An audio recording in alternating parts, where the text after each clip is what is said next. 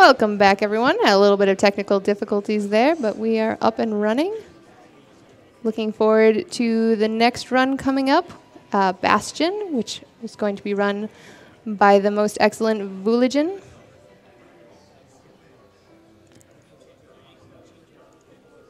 So again, this is Summer Games Done Quick 2016, a charity speedrunning event with all proceeds going to Doctors Without Borders.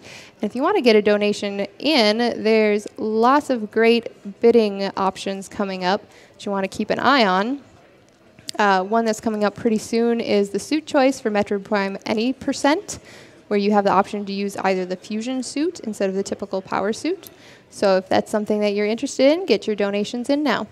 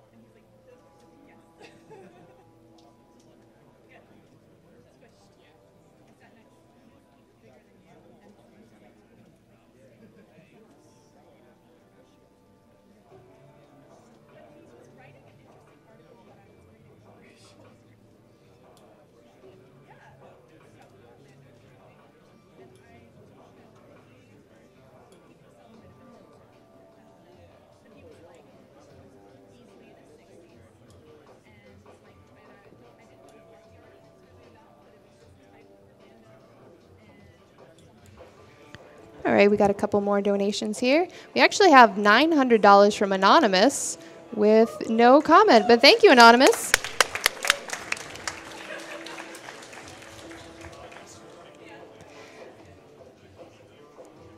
We have $50 from Granith with no comment also, but thank you for that $50. We also have $5 from Anonymous saying, "It's amazing to see so many great people gather for a good cause. I honestly haven't heard of quite a few of these games, but I'm excited to watch them nonetheless."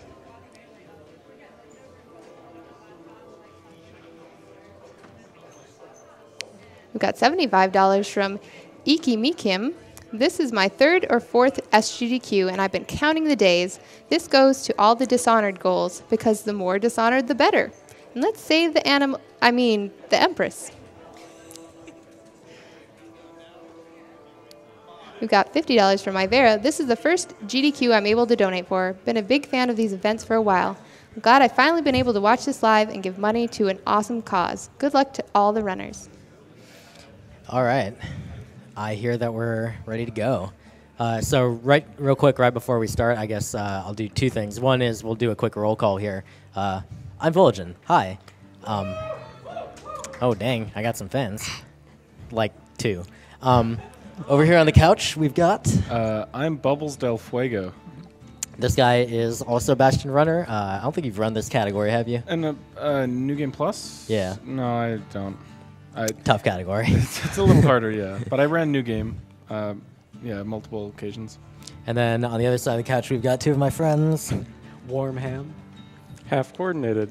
Both of these awesome gentlemen are going to be running games in our event later on, so I'm really happy to have them here with me. So I'm going to tell you real quick about this category. I'm just going to double check real quick. This is New Game Plus, which won the bid war, right? Right. Yes, I'm getting a thumbs up. Okay, good. That's what I thought. So normally, you might think, oh, New Game Plus, oh, it must be so much easier. Actually, this is way harder than the New Game run. The reason being, I'm going to be able to do a trick called pike vaulting.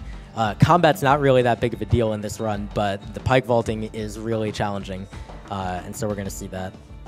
All right, so let's go ahead and get started. You guys ready up there? We're going to go in 3, 2, 1, go. Yeah, good luck.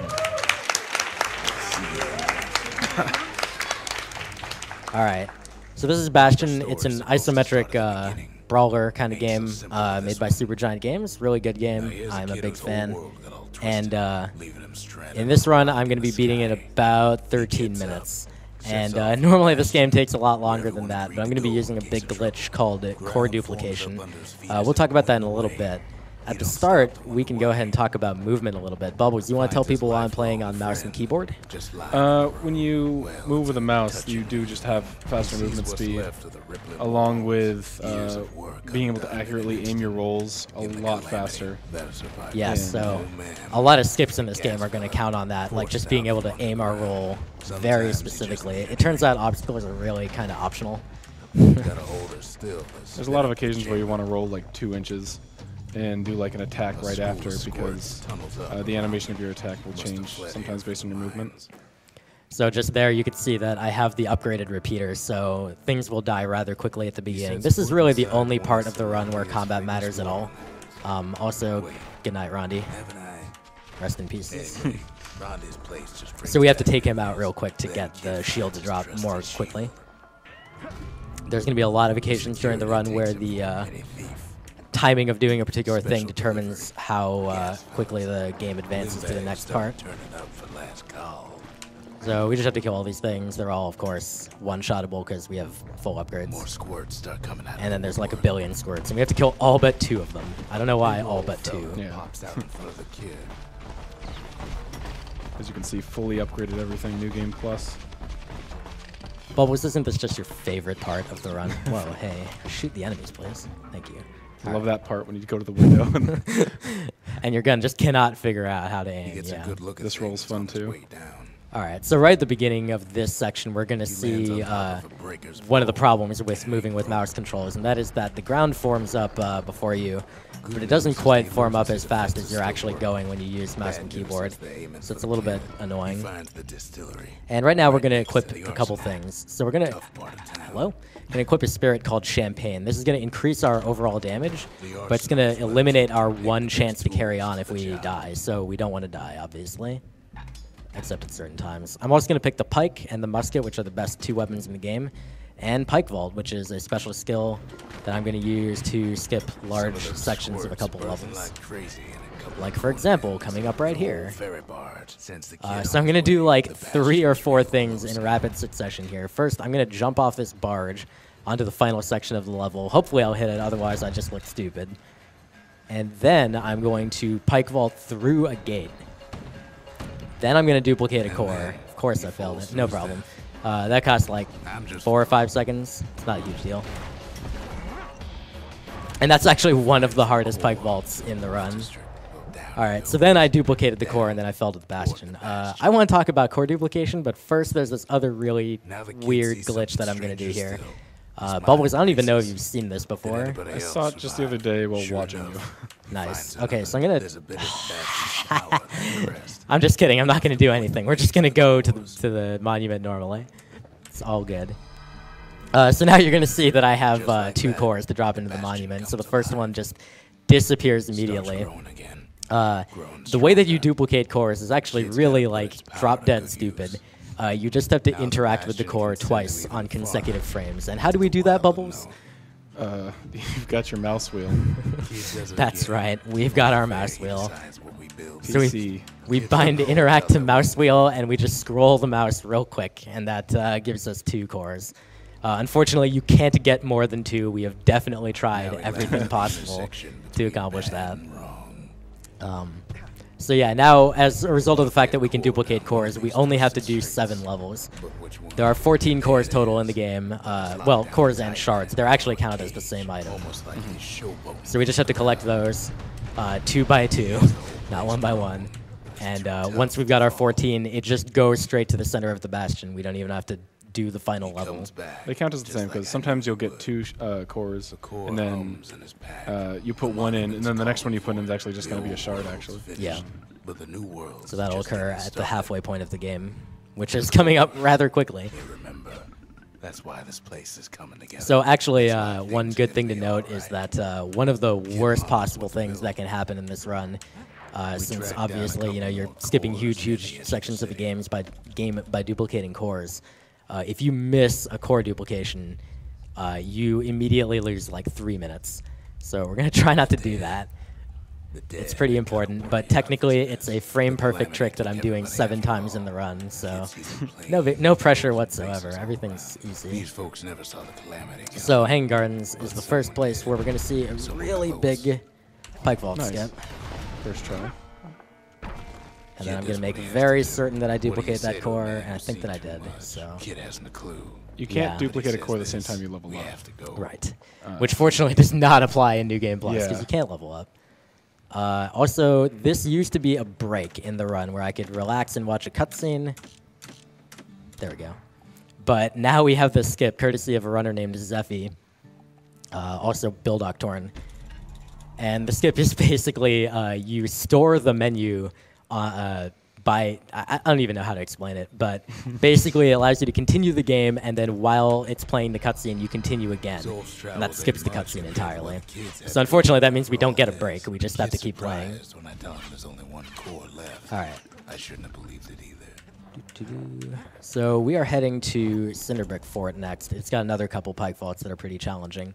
It also has like the musket, which in a new game run we would actually be skipping, but we used to pick it up. It's a pretty nice weapon. Has decent range and just does a crapload of damage, especially from point blank. But otherwise, what you're seeing in this level mainly is that since I'm rolling 30% faster than the game expects, there are a lot of levels where the ground is really uncooperative, and this is definitely, this and Hanging Gardens, which is the level that I just did, are 2 of the biggest offenders. His rolling route isn't only just like fast and like going in the optimal direction, but also trying to go around the areas that will typically fall through. Let's try that again. There we go. Windbags gummed up the works. So we just skipped like half the level, no problem. And now we're gonna skip this entire like fight that you would normally have to do here. And now ain't nothing left. Supergiant Games. Down at Cinderbrick. Supergiant makes really, really good games. I have previously speedrun Transistor. It's a great casual game. It's just not quite as good of a speedrun as this is. And this is a glitch. Don't even ask me to explain this, but we're going to drop 2 cores at the same time. Found by a New Game Plus runner called Seraph. Just it's kind of like a dialogue storage, so you can skip the flag that lets you wait for the next score to go in. The shards. That also means that I get Rux speaking a dialogue line as I go to the Skyway. And because of that, he can't start another line that he would have said at the Skyway, which means that I don't have to wait for that line to travel. I can just go immediately. Many a tale folks used to So again, barriers are just totally optional in this game. Just gonna go straight past them all. That ankle gators were extinct. Well, There's the pike. Turns out Again, we already have that, so we don't really need it. Dual wield. ankle gators love shining. That would actually probably be really nice. Some kind of twisted trap. And now we're gonna Closer boost you off get of to Queen an ankle Anne. gator's lair, the That's not thicker the really tall branch intended. roots. Yeah. One bad step and that So now we're at the tall end of the grass level. and he's Queen Anne. Sure, why not? Rolling in the air isn't something they really thought to Lair. stop. You use a kid It's kind of cool that we can do. Those leaping Alright, so now we just have to wait for Queen Anne to come over here. Although most people seem to think you need to actually kill her in order to escape, you can just get by dealing enough damage to, as Rux says, make her mad, and then you can run the heck away. Let the ankle gator go. Alright, so we got 2 levels to go already. Pretty quick run. Everything's going pretty cool so far, which is good of me to say to jinx myself. But we're going to be headed to Culford Cauldron and Burstone Quarry next. Culford Cauldron is one of the hardest levels of the game anyway, just by virtue of the ground being really tough to predict and like awkward as you roll through. But it also has the toughest trick in the run, in any category of this game. It's called the we call it the CC skip for Culford Cauldron skip. It saves 5 seconds, so it doesn't skip the level or anything like that. We're just really bad at naming. But I'm gonna attempt this trick 2 times. That's all the attempts that I get. If I pull it off, it looks great. If I don't, I look stupid, but that's alright. Yeah, it's extremely hard. People first saw it when it was being found, and they were like, huh, yeah, I'm not doing that. Now it's actually in runs, and if you don't get it, like, the chances of record or PB at this point are kind of tough. Incidentally, as you can see, it costs you a couple of seconds if you fall off the ground as you're going. Oh my god! How'd you do that? There's like 2 pixels, right? There's like 60 frame per second game. So of course we got it first try. Why would we not just get it first try? Yeah. Like, get that first try, but fall 10 times. Yeah, of course. Why not? Yeah, so that I don't even know how to describe how precise that trick is. It's just so tough. But there's a pretty decent setup in terms of just lining yourself up against the ground. So I am super happy to have pulled that off right now.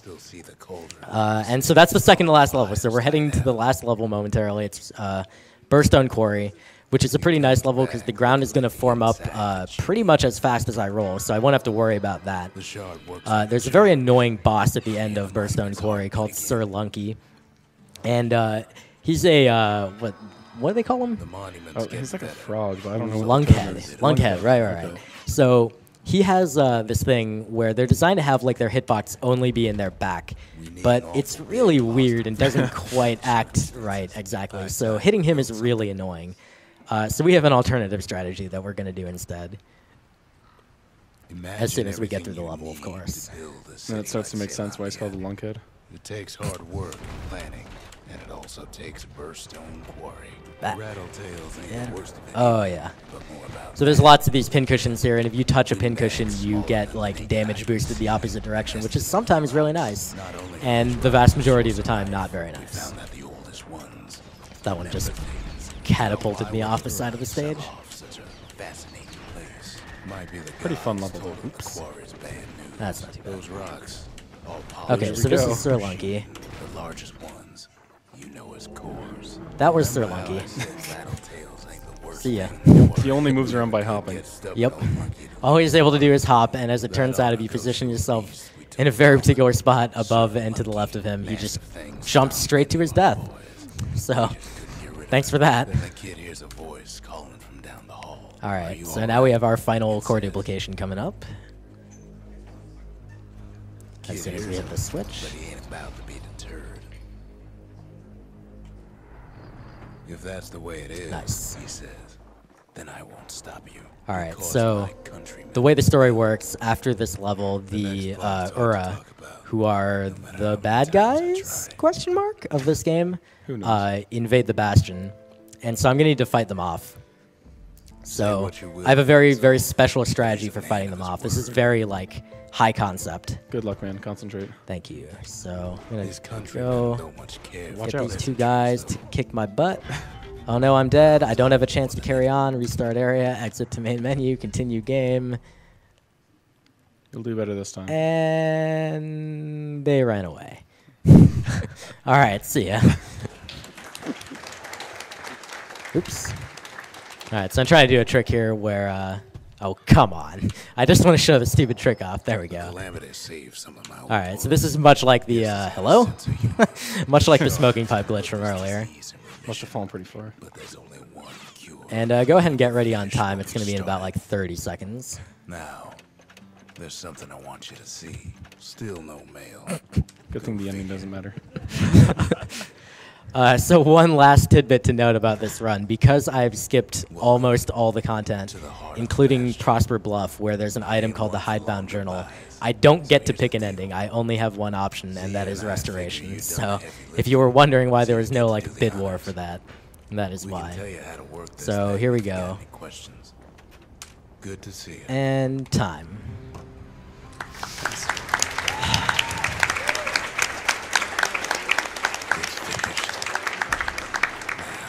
It's like so in community timing, we actually start the time slightly later than what we did during this run, so it's like a 13:40.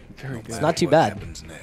So that's Bastion, totally as intended. I mean, I'm sure that's what your casual experience was like. So yeah, I believe we have a cool game called Mighty Switch Force coming up next. Is that right? We do. Tony Ogbot is running that next. Nice. He is a cool dude, and that's a good game, so you guys should stick around. Thank you guys so much for all joining me. I appreciate it. And thank you guys for watching. Please keep doing so and donate. Yeah, let's give it up one more time for Vulajin. Woo!